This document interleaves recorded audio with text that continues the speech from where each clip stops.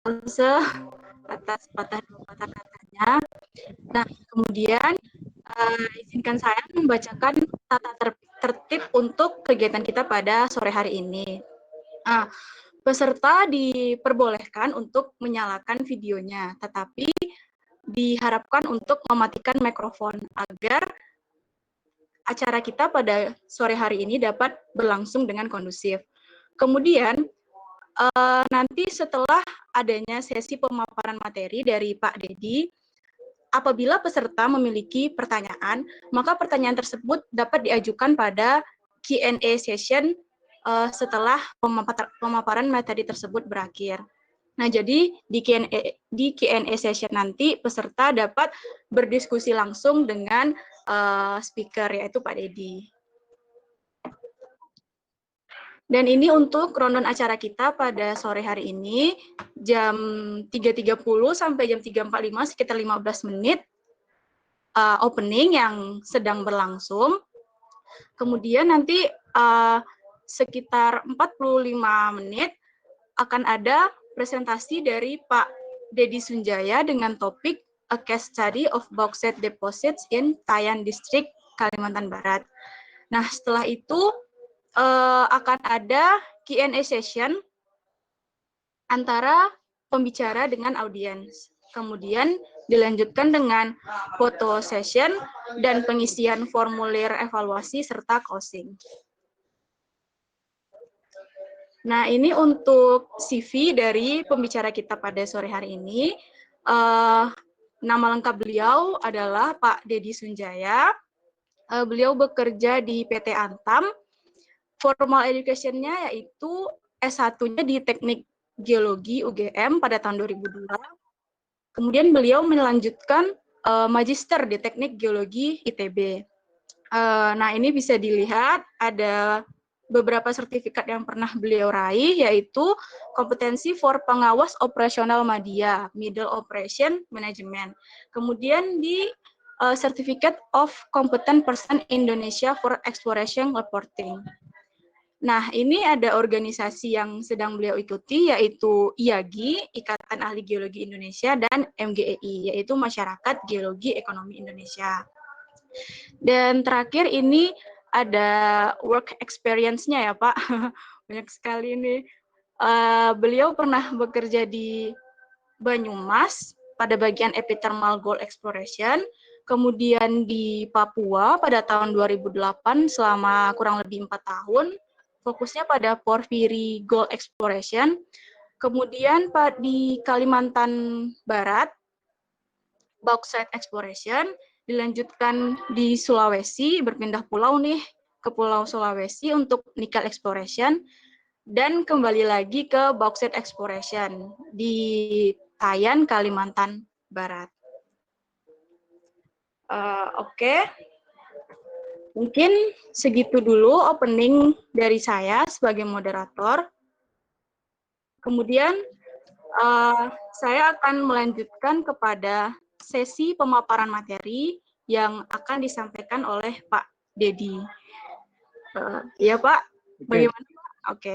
Boleh langsung. Ya. Bentar ya Pak, saya siapkan presentasinya.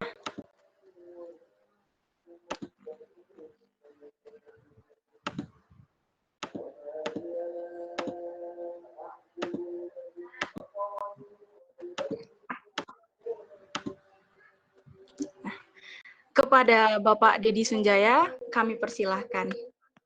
Oke, terima kasih Mbak Hana. Nanti mohon bantuannya buat menaik turunkan slide ya. Oh iya, enggak Pak. Oke, yang saya sampaikan saat ini eksplorasi boksit sebenarnya terkait eksplorasi yang di Tayan. Nah, kenapa saya sampaikan yang di Tayan? Karena mungkin ada peluang juga buat pembicara lain. Jadi di Indonesia ini endapan boksit cukup banyak ya, di Kalimantan Barat, dari Mempawah sampai Kendawangan, di Tayan itu di tengah-tengah, yang paling selatan Kendawangan, terus di Riau ya, Kepulauan Riau juga ada endapan boksit. Nah, saya sangkutkan ke Tayan supaya ada bayangan gitu kan, supaya ada bayangan seperti apa sih case-nya kayak gitu. Bisa jadi sama dengan tempat lain, tapi bisa jadi juga berbeda gitu. Nah, ini di sini sharing. Kenapa saya sampaikan sharing? Saya sendiri masih belajar terkait boksit ini karena masih ya baru berapa lah, belum terlalu lama buat belajar boksit ini. Nah, ya harapan saya dengan menyampaikan ini ada semangat dari teman-teman. Saya sampaikan teman-teman ya karena mungkin kita seumuran gitu. Ya. Untuk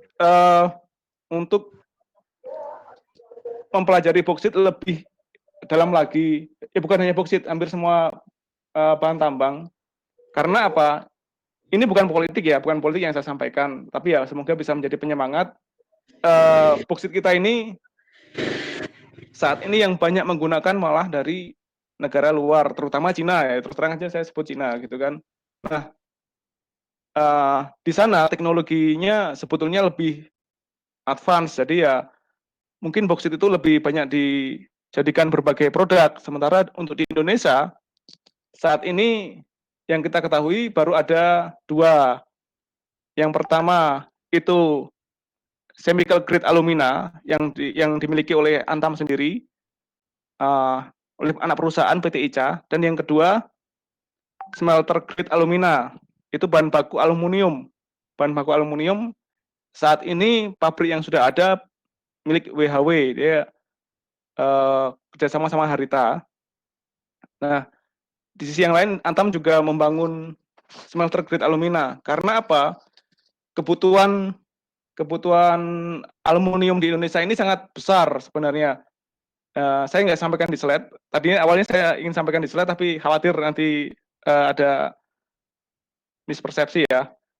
Kita butuh 900 ribu ton aluminium per tahun, dan baru bisa dipenuhi sekitar Inalum kalau nggak salah sekarang 500-an mungkin ya, 500 ribu ton. Dan sisanya ini masih impor. Impor artinya kita mengeluarkan uang negara. Nah, challenge-nya, tantangannya cukup besar di boksit ini. Gitu. Nah, dengan sharing ini siapa tahu nanti ke depannya teman-teman terutama di bidang geologi ya bisa menemukan teknologi-teknologi yang membuat eksplorasi boksit itu menjadi lebih murah, lebih cepat, seperti itu. Nah, saya sampaikan tahapan berikutnya ya. Bismillahirrahmanirrahim. Oke, lanjut Mbak Ana. Oke, boksit sendiri pertama dikenalkan oleh Pierre Berthier, yaitu di Exbaux, Prancis Selatan. Nah, pada perkembangannya, boksit ini berubah maksudnya berubah arti, bukan hanya sebagai endapan yang kayak alumina, tapi sumber aluminium, gitu kan, sumber aluminium. Nah, ini saya ambil dari Wikipedia ya. Kalau boksit itu terdiri dari mineral gypsite. Seperti apa sih gypsite? Nanti akan saya terangkan di bawah. Bohmite dan diaspor. Juga ada campuran iron oxide, yaitu gotit sama hematit. Juga ada kaolin di dalamnya, ada anatase dan ilmenit. Nah, pengertian biji boksit ini menurut Go and Lozes. Kalau sebelumnya menurut Valeton hampir sama, bahwa sebetulnya secara ekonomis boksit itu dapat ditambang pada kadar aluminium Al2O3. Al2O3 itu 45%, terus Fe2O3 kurang dari 20%, SiO2 kurang dari 5%. Kalau di pengertiannya Valeton, jadi yang lebih banyak membahas boksit paling lama itu Valeton tahun 74 kalau nggak salah. Itu bedanya di SiO2. SiO2 antara 3 sampai 5%. Nah, sebetulnya realisasinya agak sedikit longgar juga. Kalau seperti ini berat banget sebenarnya buat mencari boksit, terutama di Indonesia. Nah, lanjut Mbak. Oke, nah secara genetik yang dikenal itu ada dua jenis boksit, yaitu karst boksit dan laterite boksit. Karst boksit boksit yang berasosiasi sama batu gamping, sama karst. Dia interlayer sebenarnya kan. Nah, yang kedua lateritic boksit eh, dia akibat proses weathering, pelapukan, tapi dalam proses yang sangat lama. Nah, yang kita bahas, coba klik berikutnya. Nah, yang akan kita bahas saat ini lateritic boksit. Jadi di Indonesia itu sebagian besar lateritic boksit. Di Kalimantan Barat,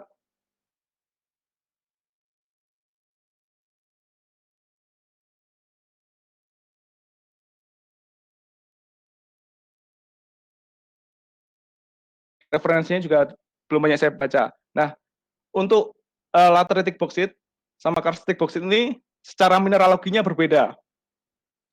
Yang lateritik itu didominasi oleh gypsite dan beberapa hadir bohmite. Sementara yang karstik boksit itu bohmite sama diaspor. Secara mineralogi ini keuntungan, yang lateritik ini keuntungan buat kita, buat Indonesia. Kenapa? Gypsite ini membutuhkan energi yang lebih kecil buat pengolahannya. Kalau tidak salah, beberapa hari yang lalu juga ada webinar mengenai pengolahan aluminium ini sekitar 150 derajat dibutuhkannya. Sementara kalau bohmite diaspor itu lebih dari 250 derajat Celcius. Jadi cost-nya buat produksi insya Allah juga lebih murah. Nah, kalau kita berbicara boksit ini udah harus memikirkan biaya karena untungnya kecil. Nah, ini sebarannya. Yang warna merah itu lateritic boksit. Di Indonesia yang dikenalnya kan lateritic boksit ya. Sedangkan di yang warna kuning ini karstik boksit. Oke, lanjut Mbak. Nah, ini boksit belt di Kalimantan Barat. Boksit belt Kalimantan Barat ini yang warna yang sebelah kanan ya, sebelah kanan warna apa ya? Saya bilangnya warna jingga kali ya, atau apa itu? Warna pink ya. Ini warna pink itu dulu ditemukan oleh, bukan ditemukan mungkin, ya bisa dibilang ditemukan oleh Alcomin, perusahaan yang pertama kali melakukan eksplorasi boksit di Indonesia tahun 1970-an sampai 1990-an, akhirnya tidak sampai produksi.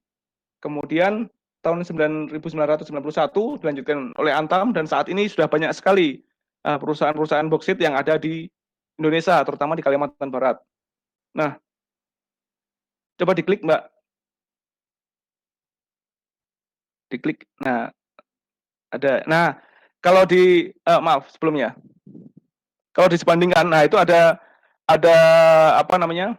Boksit belt ini sebenarnya dia di atas batuan beku dari pegunungan Schwerner.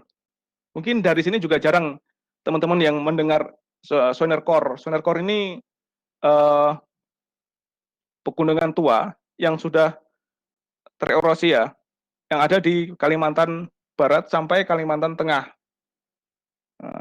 Dari pegunungan Schwerner ini sebagian terubah menjadi boksit. Ini mungkin belum semuanya ya, belum apa namanya, boksit belt ini bisa jadi akan meluas lagi tergantung dari penelitian yang ada. Saat ini baru seperti ini, tapi mungkin bisa ke arah kanan, itu ke arah Kalimantan Barat ya. Nah, ini mungkin nanti dari teman-teman nih yang bisa apa melanjutkan penemuan-penemuan boksit lagi, discovery boksit ya. Oke, lanjut Mbak. Baik. Nah, oke. ini belum terganti ya. Sebetulnya filenya udah saya ganti tadi. Oke. Sorry, ini file aslinya sebetulnya bahasa Inggris ini. Saya lupa menggantinya. Sebentar. Semoga semuanya udah terganti. Nggak apa-apa, Mbak. Bisa lanjut, Mbak.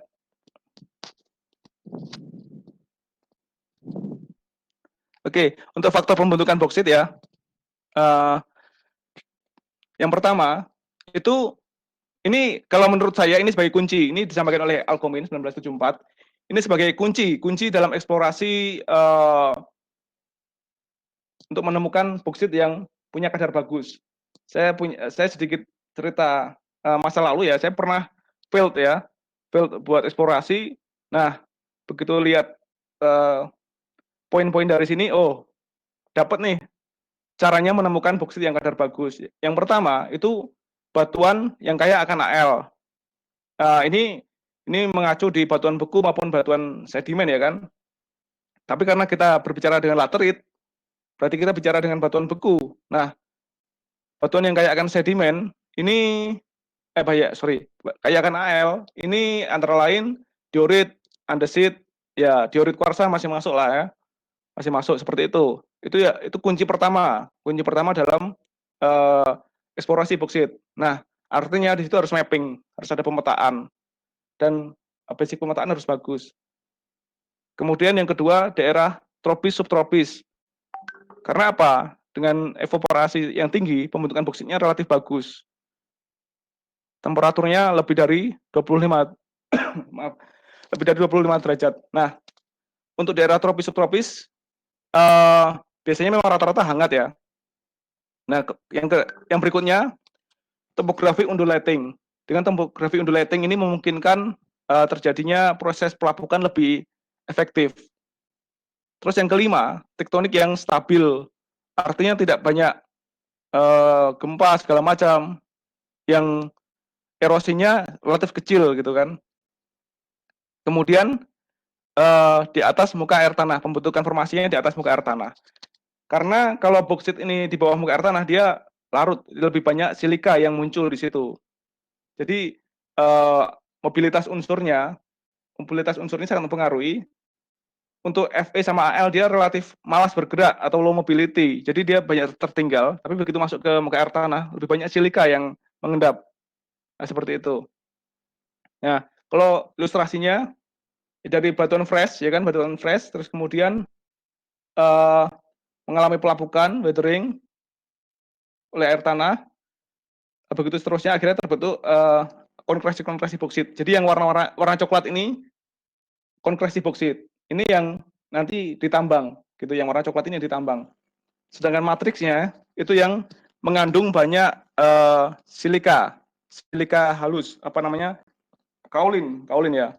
Kaolin, dan itu menjadi pengganggu kalau waktu proses pengolahan alumina, maaf. Sekarang bisa jadi aluminium, bisa jadi bentuk alumina yang lain. Oke, lanjut Mbak.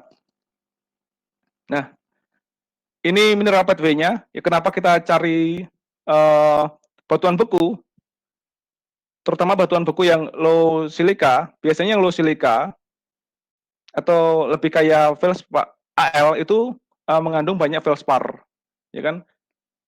Plagioklasnya NaCa Al2O3 SiO2 ya. Nah, dari situ bisa dilihat dari sini. Feldspar bisa langsung terubah, plagioklas ya, bisa langsung terubah menjadi gypsite. Gitu kan? Bisa langsung terubah menjadi gypsite. Nah, kalau alkali feldspar dia terubah dulu menjadi kaolin baru menjadi gypsite. Ya.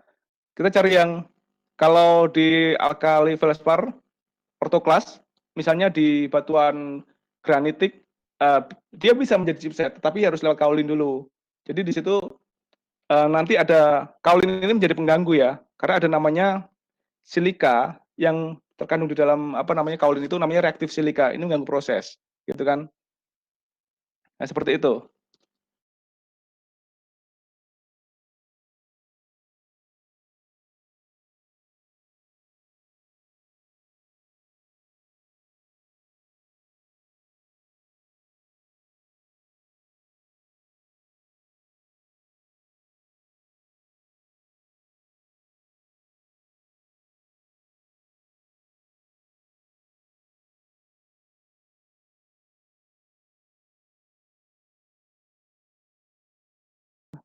Halo Mbak.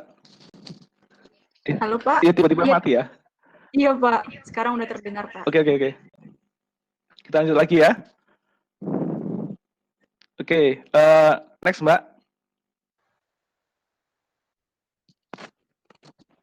Lanjut lagi slide-nya. Lanjut lagi Mbak slide-nya.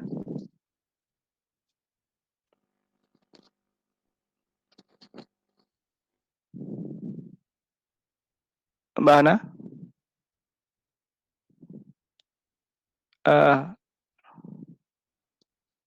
Halo Mbak Hana. Kita lanjut lagi slide-nya.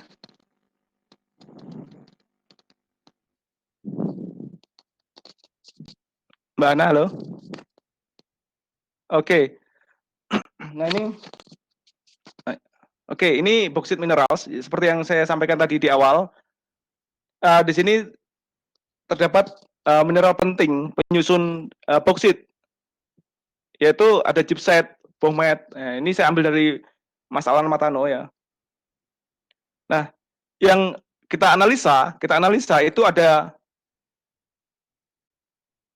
TAL2O3, TSiO2, T itu maksudnya total, total Al2O3, total SiO2, Fe2O3, TiO2, dan ada lagi namanya reaktif silika. Nah, ini hal yang harus diketahui dalam eksplorasi boksit, dalam belajar boksit, harus paham masalah ini. Nah, total Al2O3 itu mineralnya bisa berbentuk gypsite, bisa berbentuk bohmet. Ada lagi satu lagi diaspor ya, tapi kita berbicara dengan yang ada di Indonesia, umumnya gypsite dan sedikit bohmet. Jadi gypsite ini dikenalnya sebagai trihydrate alumina atau THA, sedangkan bohmet sebagai monohydrate alumina atau MAA. Rumusnya berbeda. Kalau yang gypsite Al2O3 3H2O. Nah, sementara yang bohmet kehilangan H2O-nya. Jadi Al2O3 H2O saja. Yang tiganya tadi dihilangkan. Nah, dari mineral ini yang dikenal sebagai total available alumina itu gypsite. Nah, gypsite saja yang kalau yang diharapkan sebenarnya. Karena ini akan mudah nanti diekstraksi, bukan lebih mudah. Maksudnya cost-nya lebih sedikit untuk diekstraksi jadi alumina. Proses ekstraksi itu membutuhkan namanya larutan NaOH. Terus kalau ada bohmet juga tadi suhunya membutuhkan suhu yang relatif lebih tinggi. Jadi ini menjadi pengganggu secara nggak langsung. Kalau jumlahnya banyak. Kalau jumlahnya sedikit, ya masih bolehlah ditoleransi. Terus senyawa penting lain yang harus diketahui di sini ada kuarsa. Udah pada tahu lah kalau rumusnya SiO2. Juga ada kaolin atau hyalusid atau kalau dieksplorasi nanti dikenalnya kong, gitu kan. Al2O3, 2SiO2, 2H2O. Terus Fe2O3 ini ada hematit dan gutit. Hematit Fe2O3, gutit FeAl2O3H2O. Terus ada lagi TiO2, rutil atau anatase. Biasanya yang muncul ya anatase ya, yang di boksit. Ini jumlahnya kecil, tapi memang harus diketahui juga bahwa itu ada. Nah, yang paling penting di sini ada namanya reaktif silika atau RSiO2. RSiO2 itu dia terkandung di dalam kaolin. Jadi SiO2 yang terkandung di dalam kaolin. Terus nanti akan diketahui akan dipertanyakan yang disebut total alumina itu apa. Jadi kita analisa TAL2O3 ya. TAL2O3 ini keluarnya misalnya 46%. Itu apa sih sebenarnya? Itu gabungan dari yang warna biru nih, Al2O3 dari gypsite, mungkin bisa jadi bohmet dari bohmet mungkin ya. Biasanya ada sedikit dari kaolinet gitu, ada juga yang dari gutite, ya kan? Nah, padahal yang diharapkan tadinya cuma gypsite aja gitu loh, yang diharapkan cuma gypsite. Jadi ini harus diketahui, ada nggak ini unsur-unsur lain pada waktu eksplorasi. Kalau misalnya ada berarti harus hati-hati nih gitu kan. Terus total silika atau TiSO2 di sini ini adalah gabungan dari kuarsa dan kaolin. Jadi kalau mencari silikanya berapa sih atau kuarsanya berapa sih gitu kan, sebetulnya mengurangkan aja TiSO2 dikurangi yang reaktif silika. Nah, seperti itu. Oke, kita lanjut, Mbak. Nah, oke ini profil yang ada di tayan sebelah kiri saya. Ya cuma iseng-iseng aja sih sambil apa namanya ngotak-ngatik. Kemudian yang ini sebelah kanan dari Profesor Haras ya. Kalau misalnya ini banyak muncul juga di apa namanya internet. Nah, cuma yang sebelah kanan ini saya modifikasi sendiri. Gitu kan. Waktu itu ada audit dari SRK, saya masukkan di sini. Sebelah atas itu organic layer atau apa namanya humus. Humus ya, ada akar-akaran, sisa daun-daun segala macam. Nah, di bawahnya ada namanya ini beda-beda, setiap perusahaan beda-beda. Kalau saya nyebutnya latosol, ada referensinya memang saya nyebut latosol ini. Kalau dulu disebutnya overburden, kok saya rasa nggak nyambung sekali nih. Akhirnya 2018 saya rubah jadi latosol. Boleh juga kalau misalnya merubah yang lain juga nggak masalah. Nah, dia sebetulnya terdiri dari kaolin, tapi dia relatif loose, lepas ya. Silikanya tinggi dan memang nggak ada AL-nya rendah sekali di sini di latosol ini. Baru di bawahnya ada bauxite zone atau zona bauxite. Dia berupa konkresi. Konkresi itu butiran-butiran ya. Ada yang ukurannya kecil, halus, sekitar 2 mili, ooid gitu kan. Lebih dari 2 mili pisoid kan seperti itu. Kemudian dikelilingi oleh clay. Clay ini yang kaolin tadi itu. Clay. Dan bagian atas biasanya ada ferricrit. Ferricrit itu kayak besi-besi gitu. Bukan kayak besi, memang dia besinya tinggi dia. Fe-nya tinggi. Terus di bawahnya zona bauxite, kalau di Indonesia terkenal ini namanya kong. Jadi kong itu kaolin sebenarnya. Non-fragmented reddish with kaolinite. Jadi ya warnanya agak kemerah-merahan gitu kan, isinya kaolin, silikanya reaktif silikanya agak tinggi, jadi ini menjadi pengganggu. Nah, baru di bawahnya biasanya fresh rock, tapi jarang sekali dalam eksplorasi ketemu fresh rock karena udah lapuk. Oke, Mbak. Nah, ini zona apa namanya profil boksit yang ada di Tayan. Mungkin kurang jelas sih gambarnya, tapi ya semoga bisa membantu lah. Ada dua sih nanti. Yang ini yang kebetulan boksit yang kadarnya cukup bagus ini. Seperti ini, dia warnanya juga lebih merah karena kandungan besinya tinggi.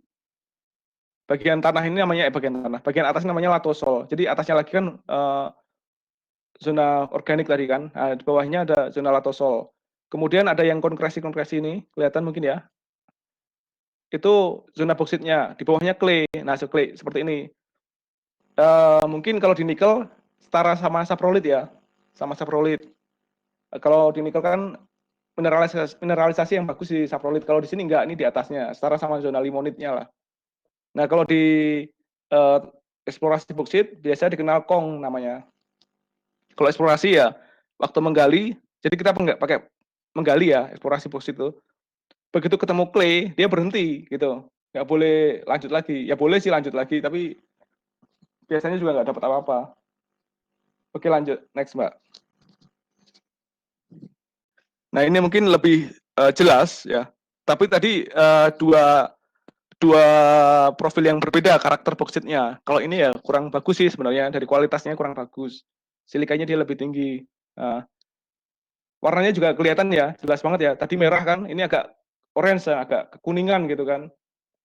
Agak kekuningan. Biasanya memang kalau kayak gini kurang bagus. Kalau mapping instingnya harus terlatih dengan seperti ini. Oh, warnanya seperti ini biasanya silikanya mulai tinggi kan, kayak gitu. Jadi di atasnya ada latosol, organik dulu, zona organik dulu, terus latosol. Nah, kemudian ini zona boksitnya. Kadang-kadang ada boulder nih. Boulder ini bisa jadi boulder boksit itu sendiri, jadi boksit dalam bentuk besar-besar, ataupun masih fresh. Kalau ini masih fresh nih, sepertinya nih masih kelihatan fresh. Yang sebelah kiri kan kelihatan bentuknya. Kemudian di bawahnya ada kong. Nah, seperti itu. Nah, oke next, Kak. Nah, kalau klasifikasi boksit, ya kita juga belum lama sih pakainya. Kalau di Antam maksudnya ya, belum lama. Ini baru tahun 2018 saya terapkan. Karena apa? Ternyata juga boksit itu beda-beda. Yang tadi dari source-nya beda, hasilnya juga beda. Nah, saya gunakan klasifikasi Aleva ya 1994 untuk membedakan. Ini dari hasil eksplorasi sebenarnya. Nggak apa-apa saya munculkan kan, karena memang nggak ada informasi. Jadi kalau ada informasi penting memang nggak boleh dimunculkan, tapi ini nggak masalah. Di sini ada namanya ferritic bauxite sampai bauxite ya. Nah, yang ferritic bauxite ini yang paling banyak ditambang buat pabrik sama diekspor. Nah, yang besar-besaran di sini. Terus yang lainnya juga ada bauxite sampai kaolitic bauxite. Nah, biasanya ini beda sumber, memang bukan beda sumber, beda batuan asal ya. Bukan biasanya memang beda batuan asal. Kalau yang ferritic ini yang di Tayan saya temukan dari mikrodiorit piroksen kalau nggak salah ya, mikrodiorit piroksen sampai diorit. Sementara yang boksit sampai kaolinit boksit warna hijau ini dari diorit kuarsa, ya rata-rata dari diorit kuarsa. Yang warna pink ini dari granodiorit, ya seperti itu. Hasilnya beda-beda nanti boksitnya kan. Nah yang nggak diharapkan yang mana? Yang warna pink kan gitu. Kalau bisa ya, bukan nggak diharapkan sih. Kalau dibuat apa namanya yang di Tayan ini biasanya nggak ditambang gitu kan. Jadi kalau mau eksplorasi boksit, ya cari yang ferritic boksit, ya harus pinter-pinter gimana caranya lah gitu kan. Tadi kuncinya mapping tadi. Oke, next Mbak. Nah, kurang lebih kalau dibikin profil seperti ini, yang ferritic boksit sampai boksit tadi, konkresinya biasanya lebih besar nih yang warna merah ini namanya konkresi. Dia lebih besar konkresinya. Terus kalau dari geokimianya, jadi ini latosolnya atau tanah penutupnya nggak saya masukkan kimianya, langsung di zona boksit ya.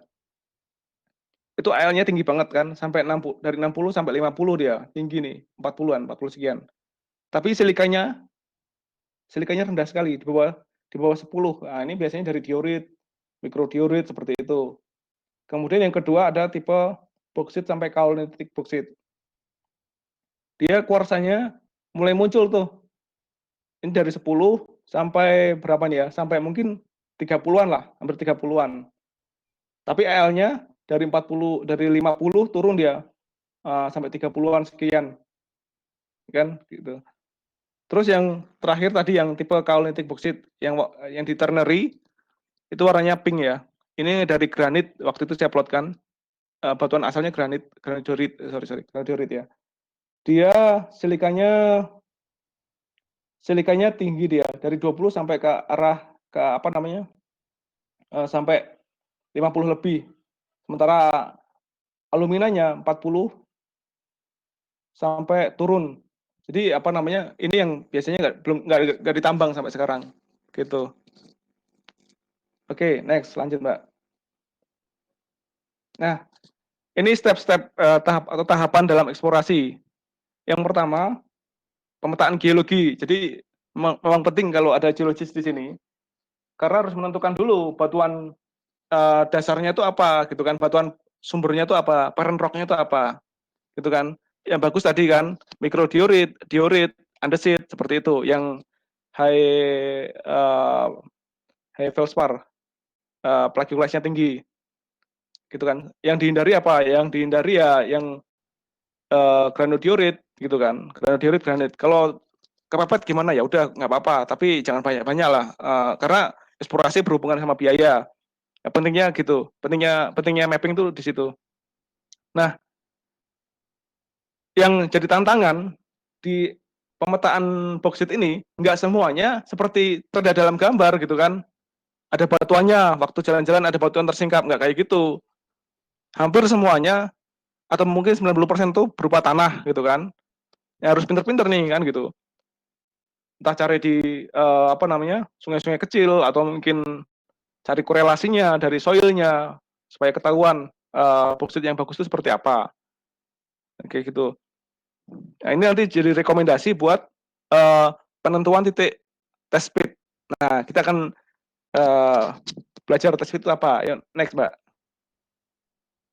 Nah, kalau sudah dipastikan lokasinya yang bagus ini nih, yang prospek di sini, kita rekomendasikan ke bagian survei, ya kan, untuk melakukan pengukuran awal pakai total station. Biasanya total station sih. Kalau pakai lebih canggih lagi mungkin ya pakai GPS geodetik ya, tapi lebih mahal biasanya.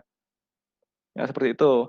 Nanti setelah diukur baru dilanjutkan proses test pit. Silakan Mbak lanjut.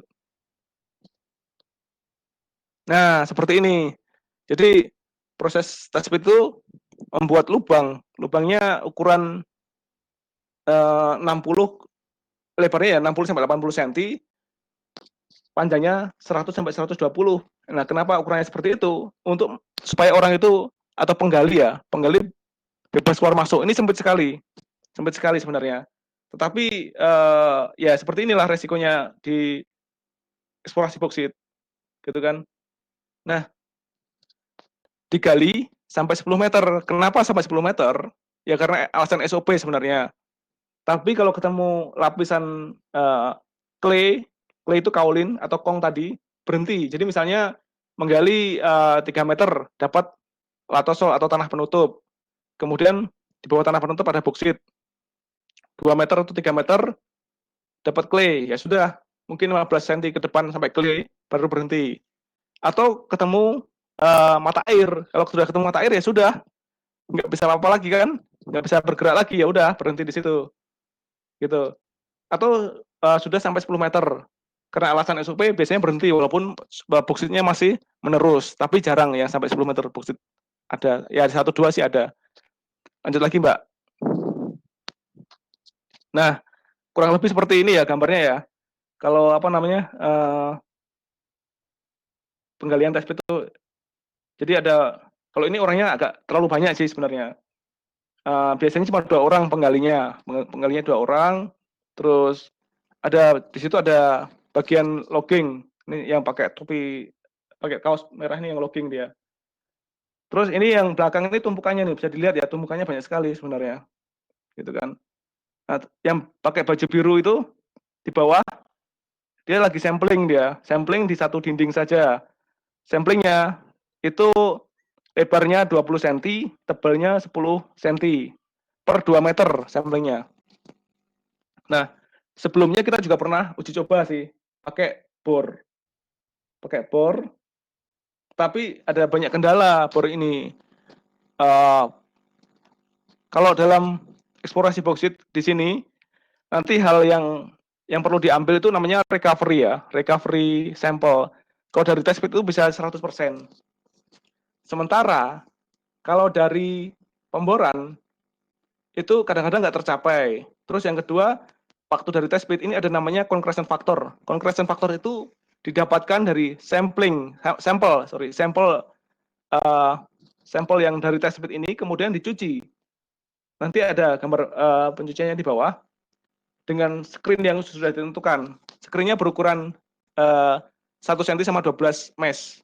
Nanti akan didapat sisanya, yaitu perbandingan berat hasil cucian sama total sampel, itu namanya concretion factor.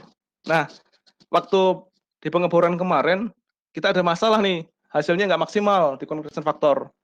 Nah, ujungnya ya udah, karena cost-nya juga lebih mahal. Ini bisa bisa 1:4 gitu ya. Kalau test pit ini mungkin per titiknya bisa habis 4 juta lah. Kalau dengan bor kayak gini, satu.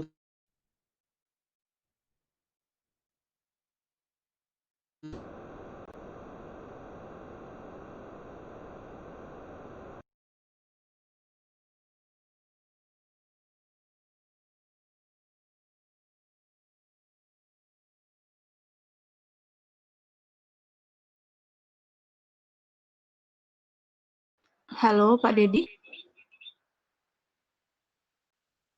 Teman-teman peserta, suara saya bisa terdengar tidak? Terdengar, Mbak. Bisa. Terdengar, Mbak. Bisa, Mbak. Oke. Mungkin ini sinyal dari Bapaknya, kita tunggu aja ya teman-teman. Halo Mbak Ana? Halo Pak. Ya, terputus ya? Maaf, terputus ya? Pak, ya. Oke. Kita lanjut lagi ya. Oke. Waktunya masih lama nggak ini Mbak Ana? Masih berapa menit lagi? Masih lama nih Pak, masih ada sekitar 12 menit lagi. Oh, cukup lah ya, insya Allah cukup. Oke. Insya Allah. Baik Pak. Nah, ini hasil dari apa namanya? Hasil dari eksplorasi dari tes pit tadi ya. Oh ya, mungkin kedepannya ini buat teman-teman, kalau misalnya bisa menemukan metode apa yang bisa lebih cepat nih buat tes pit, ya terbuka juga nih buat teman-teman nih. Kalau di Australia, jadi 2019 saya sempat studi banding di sana, tapi beda sih boxitnya memang. Dia pakai mesin bor apa ya? mesinnya besar seperti traktor gitu, tapi satu titiknya itu bisa selesai dalam waktu 16 menit paling lama. Sementara kalau kita speed ini masih 2 hari, satu titik, 2 hari. Jadi selisihnya jauh banget. Nah, ya banyak sih upaya ke situ ya, tapi memang ya mungkin belum rezeki atau gimana, masih banyak kendalanya lah. Ya memang itu tantangannya. Tapi itu juga membuka peluang sebetulnya yang bisa menemukan inovasi itu kan yang apa namanya yang nantinya memimpin pastinya ya, yang punya teknologi yang bisa lebih murah kan gitu. Perusahaannya itu pasti akan apa namanya mampu menghasilkan produk yang lebih murah juga, yang akan memimpin produksi alumina di Indonesia kayak seperti itu. Sampai sekarang masih test bed semuanya di Indonesia. Ada sih yang bor, tapi tadi kendalanya masih recovery-nya itu masih banyak terganggu seperti itu. Nah, ini hasilnya. Kalau kita pakai test bed, kalau pakai test bed dari titik test bed langsung dimasukkan, itu dapatnya seperti di gambar. Jadi recovery-nya ini 100% dia. Yang merah-merah itu bauxitnya. Terus yang warna kekuningan ya, kalau coklat kekuningan itu disebutnya itu matriksnya ya, matriksnya seperti itu. Nah, nanti kalau ini dari 1, 2, 3, 4 meter ini dari jadi kedalaman ketebalan boxitnya 4 meteran seperti itu. Nanti difoto, dikasih tanggal segala macam, terus kemudian di logging. Nah, nanti akan di apa namanya di input begitu. Oke, lanjut. Oke. Nah, terus testbed ini mengharuskan setelah digali itu ditutup. Jadi kalau diantam kita ketentuannya 1 apa 2 minggu ya maksimal. Setelah penggalian harus ditutup. Gitu. Kalau yang dulu-dulu kan banyak yang lubang yang terbuka ini berbahaya juga. Kalau sekarang ya insya Allah harus apa namanya tutup lebih safe lah, lebih safety. Karena bahaya 10 meter kalau kecemplung juga bisa sakit juga gitu. Oke, next. Lanjut, Mbak.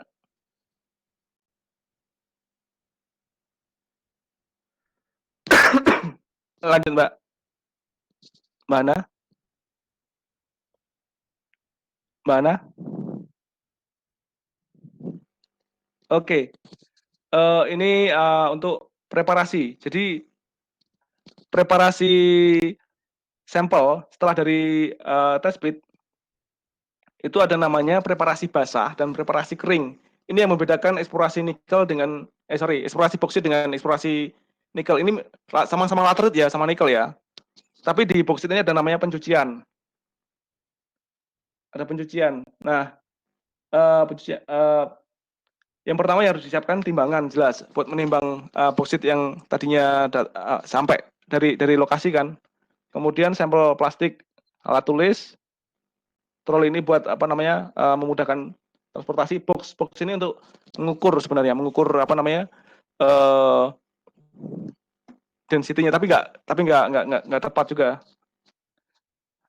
Kemudian screen untuk mengeringkan. Screen ini beda sama screen yang dibuat pencucian nanti. Terus ini juga sampel box ini buat mengeringkan sebenarnya.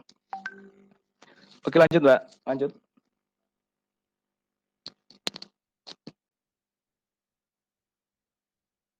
Nah, ini tahapannya. Pertama, sampel disiapkan dulu. Disiapkan, ditata gitu kan. Karena dari lapangan kadang-kadang kalau nggak teliti, itu sering keselip. Bahayanya di situ. Maka harus dicek dulu kodenya. Check and stacking ya. Jadi cek kodenya, kemudian catat, terus ditimbang, kemudian diukur volumenya. Nah, dicuci apa namanya? Dengan disemprot pakai air ya. Terus ada screen-nya, di sini ada 2 screen-nya, 1 cm sama 12 mesh. Nah, kenapa ini yang dipakai buat eksplorasi? Ini sebetulnya ada uji particle size distribution. Apa ya? Maksimalnya, kualitas maksimalnya itu di 1 cm sama 12 mesh. Lebih dari 12 mesh itu silikanya tadi banyak. Jadi apa namanya? Pengotornya itu banyak silikanya. Seperti itu.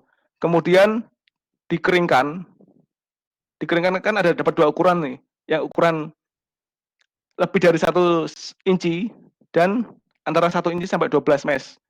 Yang lebih dari 1 inci nanti di hammering, ditumbuk supaya ukurannya lebih merata, diukur volumenya buat tahu CF-nya ya. Kemudian di mixing, dicampur biar merata homogen.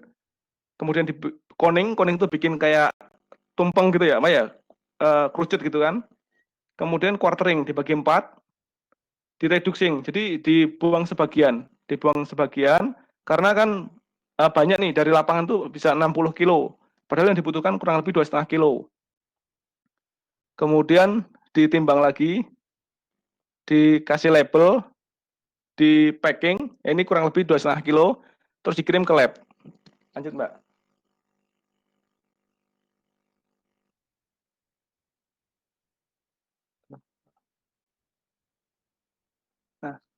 Nah ini yang sampai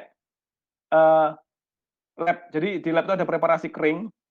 Preparasi kering itu sepertinya kalau di nikel juga preparasi biasa sih. Kalau di nikel langsung tanpa pencucian ya.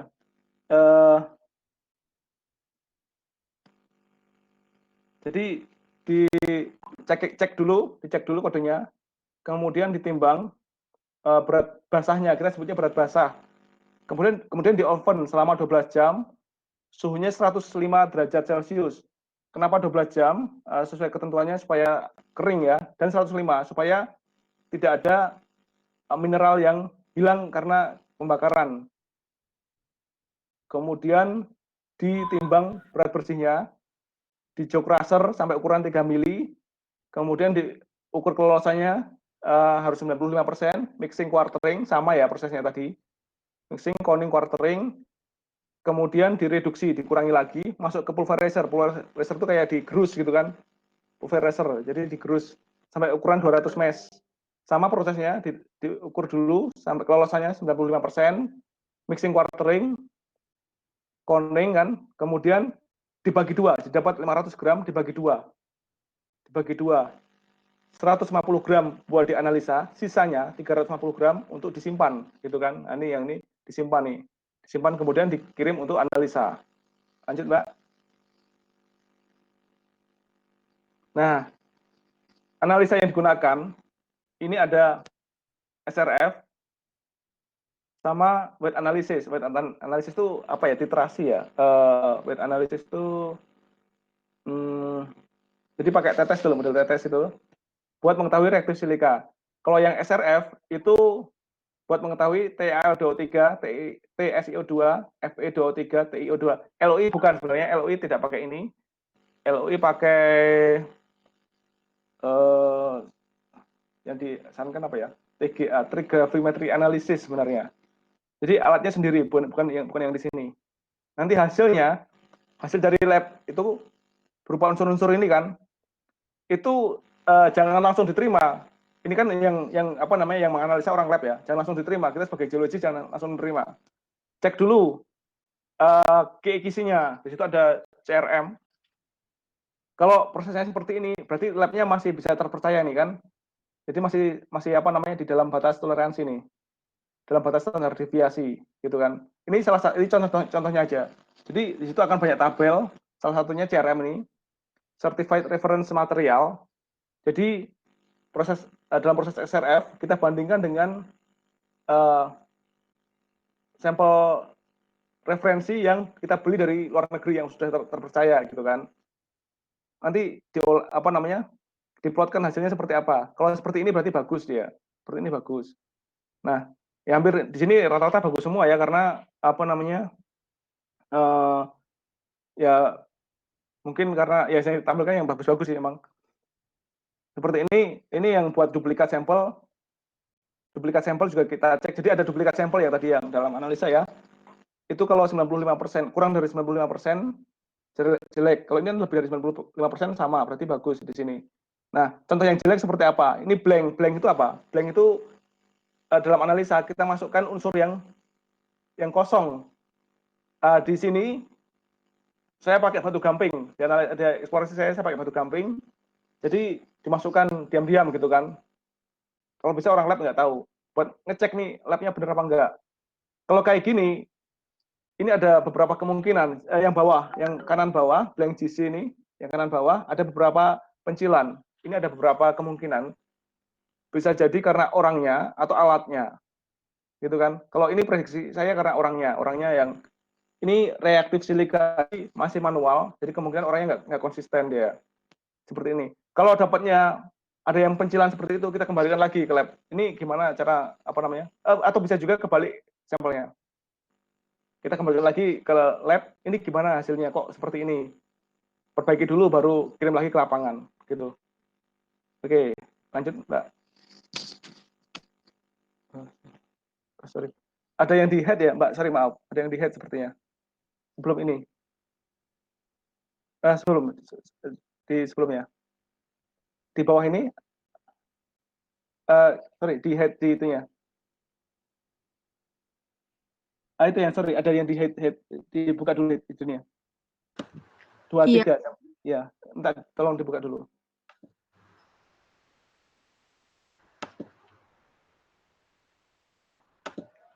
Di bagian mananya, Yang Pak? di itunya, klik kanan di bagian apa namanya? Slide-nya yang di 23 itu, 23. Oh iya. Ya. Unhide. Oke. Ini yang penting soalnya. Nah. Oke, ini exploratory data analysis. Ini yang tahapan penting ya dalam apa eksplorasi. Dan finalnya di sini. Finalnya di sini. Ini saya udah apa namanya hilangkan beberapa keterangan informasinya. Khawatir karena ini data kan jadi nggak boleh keluar. Tapi insya Allah ini udah bisa inilah keluar lah ya. Nah, oke. Yang pertama itu dalam eksplorasi data analisis kan kita akan dapat apa namanya tabel nih hasil itu kita ini. Sebetulnya tabelnya panjang ya. Nah, panjang ini saya singkat aja nih. Saya singkat aja kan dapat kimia-kimianya kayak gini.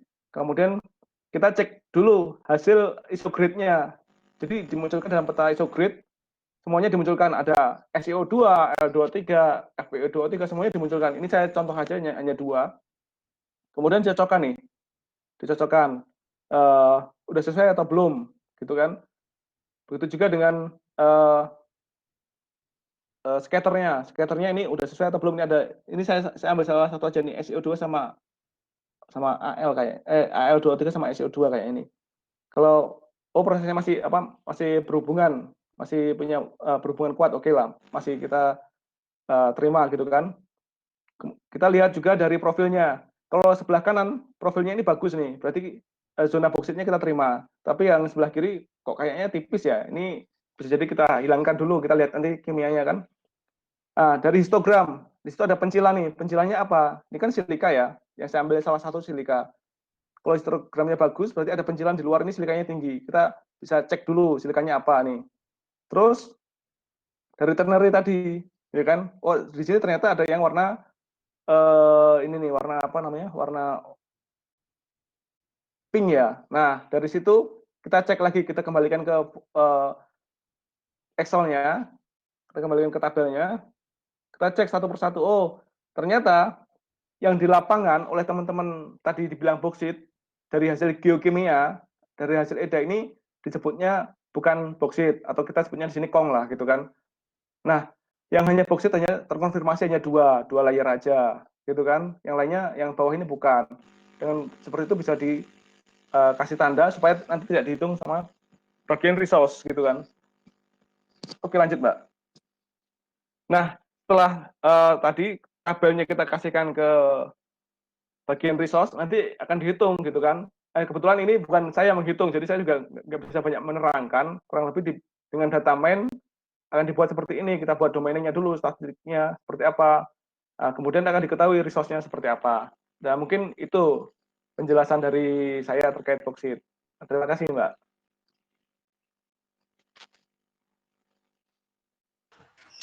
Terima kasih banyak, Pak Dedi. Saya izin minum ya. Iya, Pak. Monggo. Atas presentasi yang bagus sekali ya, Pak.